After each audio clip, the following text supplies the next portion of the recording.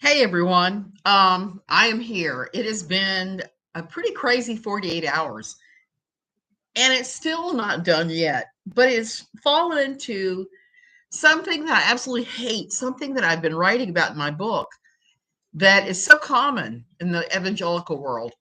Evangelical quiverful. It's called different names. I like to call it evangelical hubris.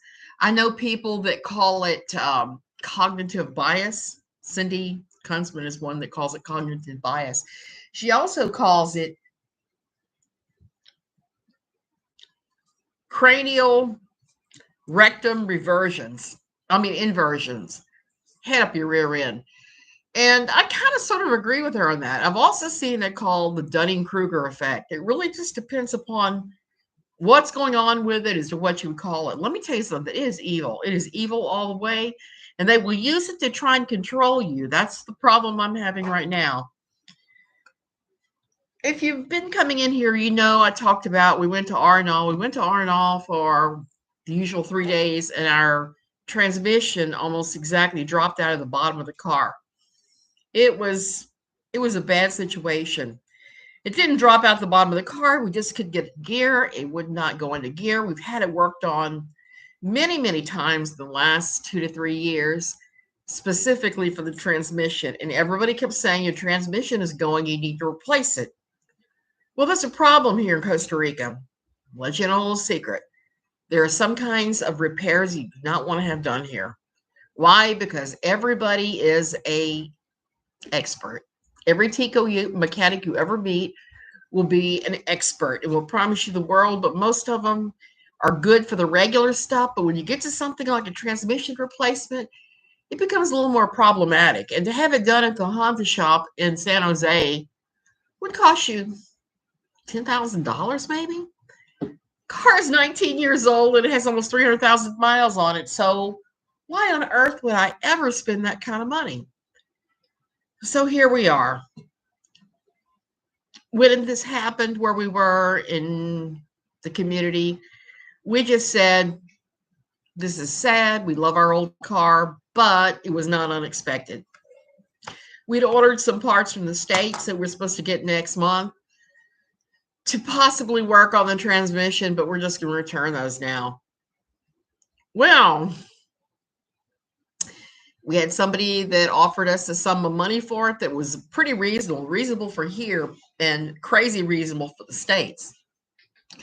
So we decided we were going to let this guy buy the car. And then Jim's buddy, who I'm going to call John, happened. John is a perfect example. What happened with John is a perfect example of cognitive dissonance. It's a perfect example of evangelical hubris, of the Dunning-Kruger effect. It's all of that, and gaslighting and everything else mixed in. John is no mechanic. John is a minister. John is a failed minister that he ran away from his congregation and is now living here. So he's living here on almost no income.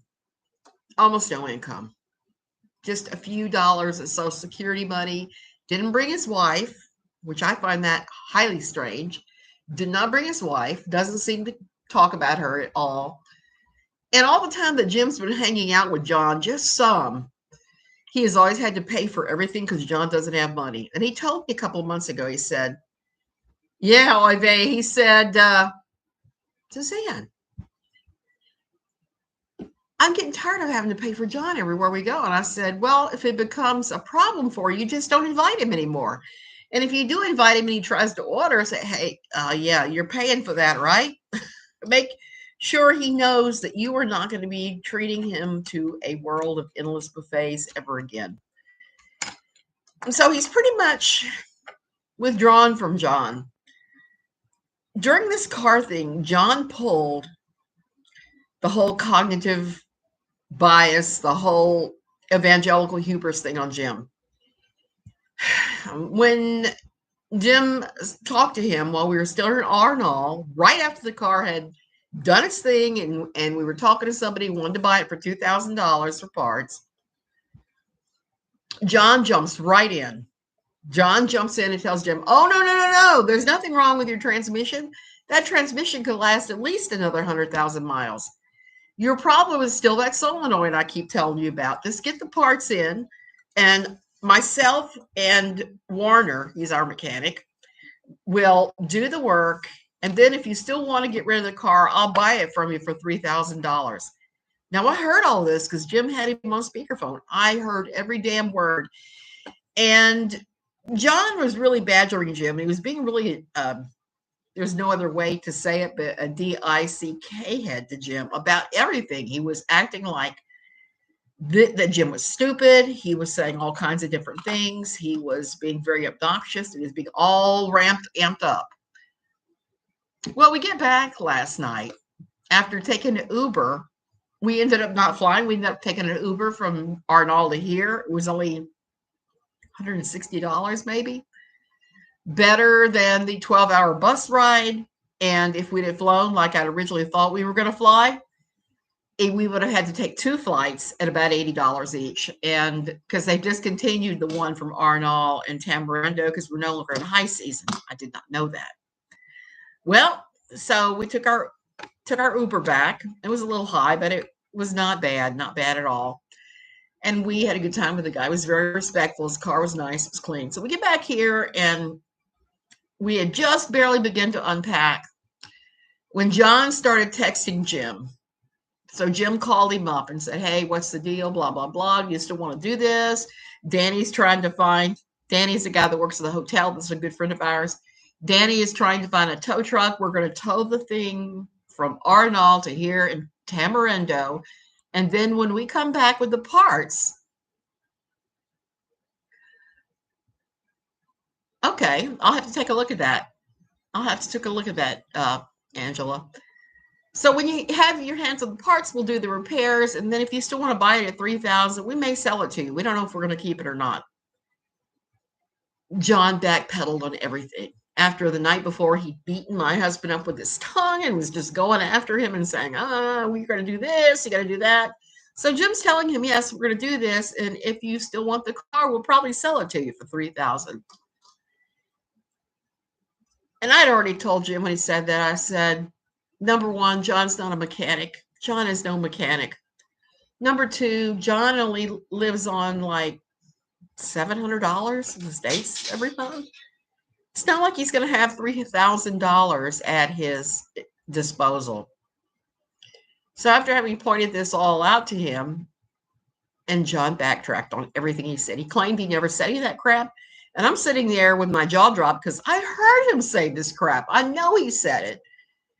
But now he's claiming, no, Jim, you don't know what the hell you're talking about. And the next thing we know, Jim's phone explodes with everybody at Jim's church now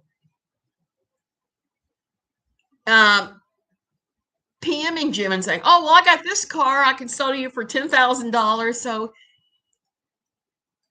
the calls he was getting, the messages, it was obvious that John had shared his business around. He told everybody about our car breaking down and about Jim needing a new car, needing another car.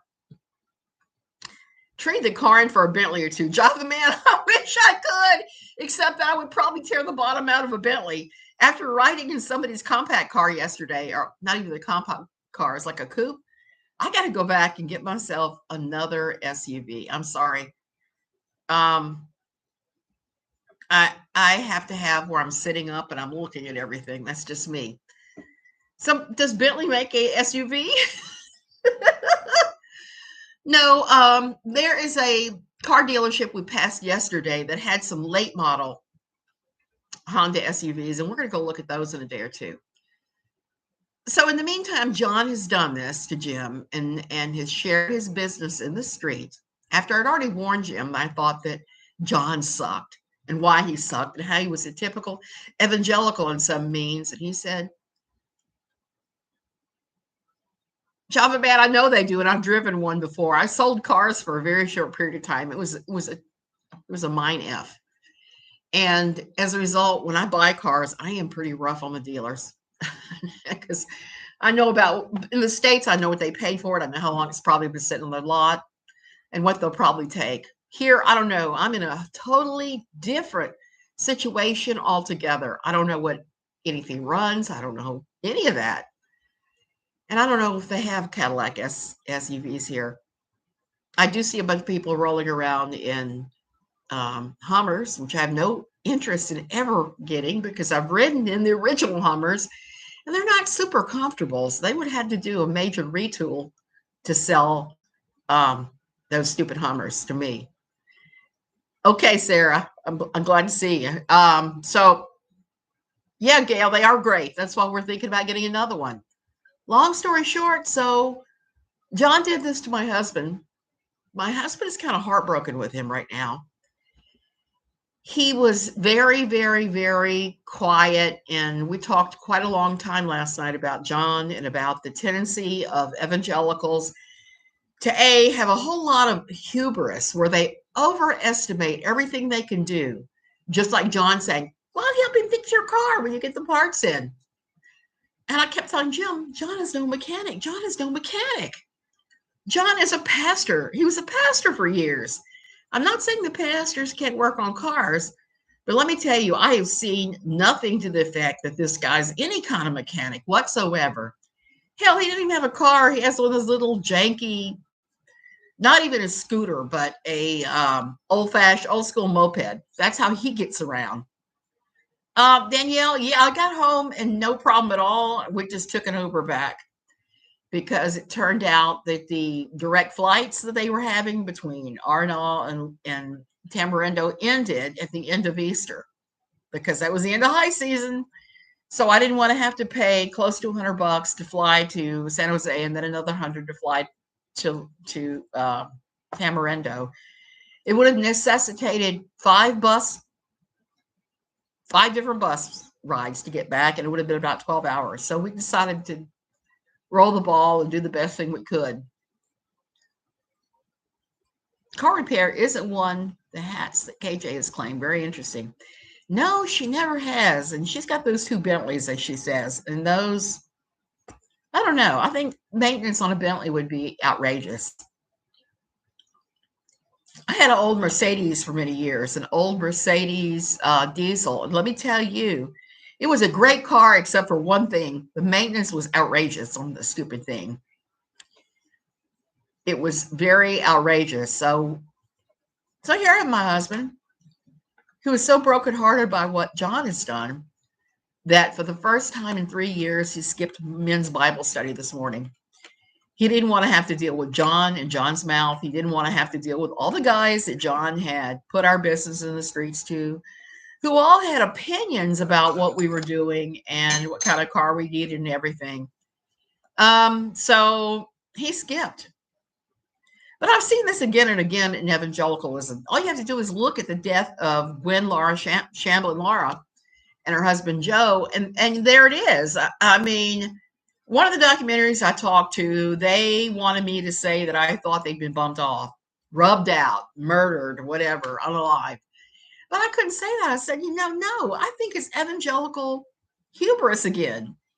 Joe had a pilot's license and he didn't keep up with the continuing hours of training. He didn't keep up with the physical. He didn't keep up with a number of things with his license.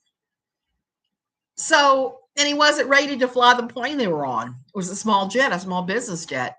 So what happens is you have these guys, and especially in evangelical Christianity, but also in fundamentalism, they think they can do all things through Christ who strengthens me. That's one of the verses cited. And so they veer into these weird places where they, in that time, it actually took the lives of Gwen and her husband and all those other people that were on that plane. KJ might have a good source for you to find a not here, Gail. The Lamborghini dealership, they told me that a rock hitting one would cost $8,000 in repairs. Oh my God, that's crazy. Why would you have a car that costs that much? And here's the thing here. This is why it's so essential and what was so crappy about what John said. We live on a dirt road. Our subdivision is not paved. It's one of my pet peeves. And we don't pay enough of an HOA where they would ever pave it. Our HOA dues only go towards security mostly. So our little town is never going to pave our road. I have the habit of taking shortcuts. I took one behind Tamarindo Airport about 2 years ago, and I got totally stuck with my four-wheel drive Honda. That was a first for me. But I've always loved to take shortcuts, and that was during rainy season. You should never take those kind of shortcuts. They wouldn't let me take one for a test drive. Probably something about it costing $250,000. 9 miles per gallon. You were right. It's like a Hummer. So we need something that's four-wheel drive. We need something that I can drive through the dirt. If it strikes me, I'm going to just go up through the mud. I don't care. I could take a back road. That's how I am. That's how I roll. You wouldn't think I'm the kind of secret badass that rolls through mud. So it is hubris. It's hubris at its most extreme because they all do it. I see so many times. I think one of the biggest other examples of evangelical hubris I saw was when, what's that guy's name? When Joshua Harris wrote, "I Kiss Dating Goodbye." He was like 19 when he wrote that book. He was homeschooled and extremely sheltered. I mean, extremely. So he wrote a book on how he thought romances should go and how you end up married. And that one book did so much damage to so many people throughout. And no 19-year-old that is raised like veal in a box has any business telling anybody any way to live their lives. It takes experience to know what you're doing. But Joshua did it, even though he now has completely repudiated that book, and he's had it pulled out of various online booksellers. And that's good, but I don't think it goes far enough. I think he really needs to do a few more things. It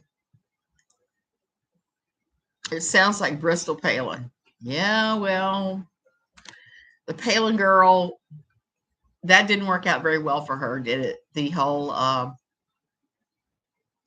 courtship thing. She had 2 babies outside of the bonds of wedlock. I don't happen to think that's a sinful or awful thing, but I know in the world of the Palins, it's a horrible thing. Bristol Palin's memoir. I still have not read that. She was a co-author at Pathos when I was there. And she wasn't even writing her blog. There was somebody else that wrote it. It was a ghostwriter who writes like at least 4 or 5 of the evangelical blogs that was doing it, that they were pretending it was her. She wrote very few of them. I don't know how much input she actually had. But at one point, she was number 1 on Pathos list. But again, that's another case of evangelical hubris. I see the case of the lady I know here that came and started a school and started fighting with everybody is more evangelical hubris.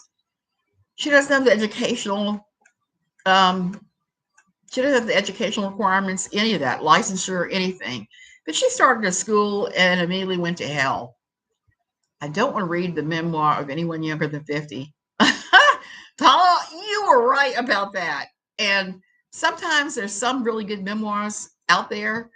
Most of the ones that I'm attracted to are people that really struggle with something in their life, because I like to see people overcome crap. I mean, we all deal with these types of situations where crap happens, like our car dies and we know that we can't get it fixed. And how you deal with it, it says a lot about you. Now, my husband is looking already. We've made a list of places that would be likely to go to and get a new car, a newer car, I should say. And we're going to start doing that, which I dread doing, even though I used to sell cars once upon a time. Because here I'm at a disadvantage. I don't know what average going rate is for things. Cars here go for extreme amounts of money. I'm just going to come right out and say they don't build them. They don't do anything. They just import them. So they cost a ton. and the aduana, which is the import fees, the taxation is outrageous. So it is all very expensive. And in the meantime, we're having to deal with my husband's evangelical church pulling this crap on us. I knew there was a reason that I was not impressed, and I kind of kept off to the side and didn't go to church with him much. I was seeing some of the same awful behaviors I've witnessed through the years at my old church and other evangelical churches. This stuff is just insidious. It goes around and around. Norma, Jean, we'll see. We'll see. My husband likes to dicker, and he's way harder than I am. I'm pretty hard, but he's hard to fleece. He just is. He's very tight with a dollar. He's much more so than I. So there's that. So I don't know what we're going to do for sure, but it's going to be, we got to buy a new car. And I'm going to end with this crazy little bit. This is more evangelical, stupid hubris, I'm going to call it. Sometimes we let people stash their cars here when they go back to the States or Canada or Europe, wherever they're from. And during COVID, we had a friend that stashed a purple Daihatsu Jeep-like thingy that was like 30 years old. That thing was just, it was a piece of junk. Every time I would have to drive it, I would tell Jim, I hate this thing. It smelled, it was very musky and dusty. I was always cleaning it out. It didn't seem to make a difference. The car was in sad shape. We had to take it through Retive, which is inspection. We had to outlay money to get it fixed, and we didn't get much back. So now we have this guy's other car, and we told him, because he sold that one and bought another one was here. We said, look, we're not paying for Retive. We're not paying for Marchamo, which is January when you register and you get your license for the year.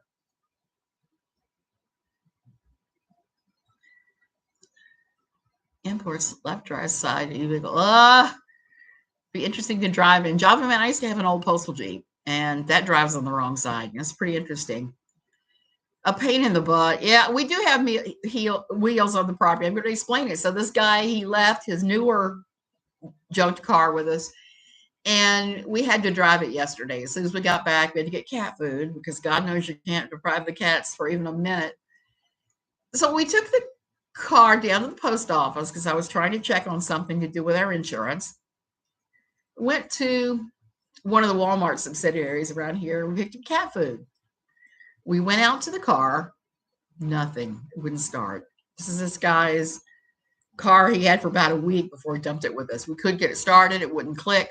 I'm waiting right now for a mechanic to call me because he's going to have to go get it. It's in the parking lot of this Walmart subsidiary. And yeah, so that was kind of crazy. We had to call somebody else to come get us, to bring us home yesterday. It's just been one thing after another. But that car, it's the same deal.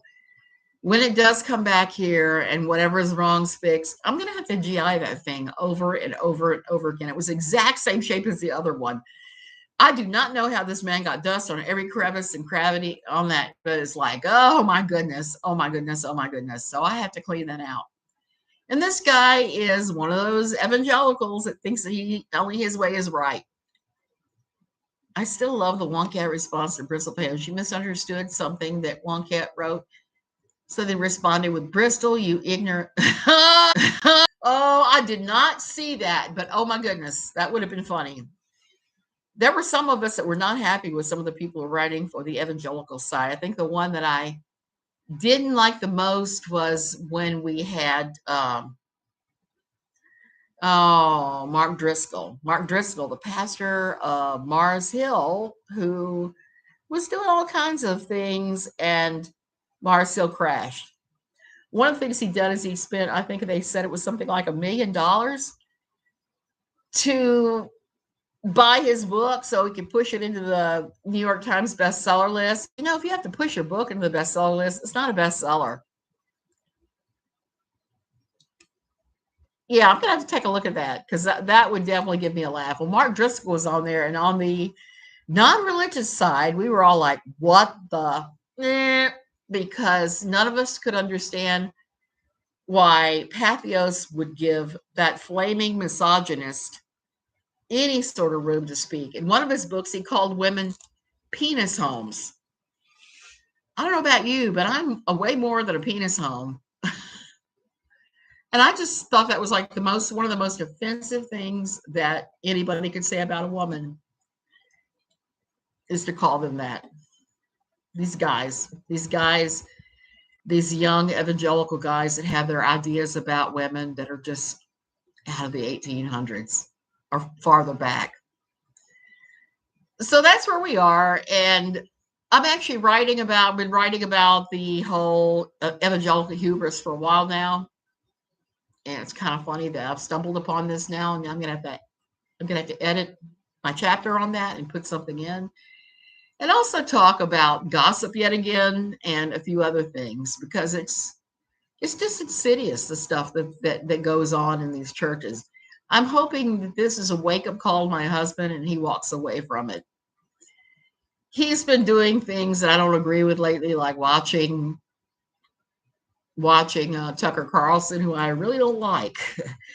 And it's not because he's conservative. It's his voice alone just irks me. Things he says are ridiculous. So I'm not a fan. My husband likes him because he opposes any kind of war. And while I think that we probably don't need to intervene in the Ukrainian-Russian war other than to support the Ukraine, I really don't want to see us go to war in any part of that. Hey, do good letters. You're listening and cleaning. I'm getting ready to have to do that. I have 50 trillion loads of clothes that I had to wash from our trip, because one of the things that I did, this shows you how stupid I can be. I had to go from the office to our bungalow, and I'm not familiar with the bungalow area at all at this resort. And it's built on the side of a dead volcano, the entire thing. A place called Cerro Chato. You go up to the top and there's a green lagoon there, and the hotel used to be called the Green Lagoon. So I knew vaguely where it was. So I told my husband, I said, I'm going back to the room. You do what you want. So I did. And I started on the main road, which I should have stuck to the main road. But like I said, I know the villa section and the hotel section. I don't know the bungalows. This was the first for me. So I was perfectly flat. I was fine with it. And then I remembered that the night before, the guy who showed us to the room had gone down one of the paths and got there in a hurry. He said it was quicker. So I ducked into that path, and let me tell you, it was straight down. It was straight down switchbacks, and then straight up switchbacks, and then straight down switchbacks, and just crazy. By the time I got back to the hotel room, Jim was like, they're going, where have you been? It's like, I took a shortcut that ended up being a long cut. So I got my crazy exercise. And as I told Jim, I said, I'm going on a diet. I'm going on a diet. And I'm going to start going and walking in the neighborhood every day, because getting that worn out by a couple mile hike is just not normal. So that's where I am. Hopefully I'll be skinnier soon. I don't know about you guys, but I put on about 20, 25 pounds during COVID. I've lost like 5 or 6. I've been able to squeeze back into my jean shorts. So I'm happy with that, but I'd like to be at a lot lower than that. If I could just lose a little bit more weight, I might be able to throw away my CPAP machine and everything else. Okay, you guys, I'm going to go. This is my rant on evangelical hubris. This is my rant on evangelical hubris, where they think they know everything and they think that they can tell you what they know, and that you will go by their words. And then if you try to question them in any way, shape, or form about it, say, yeah, but you're not a mechanic, they flip out. Jesus wept. Jesus wept about a lot of these things. You guys have a really good afternoon. Love you.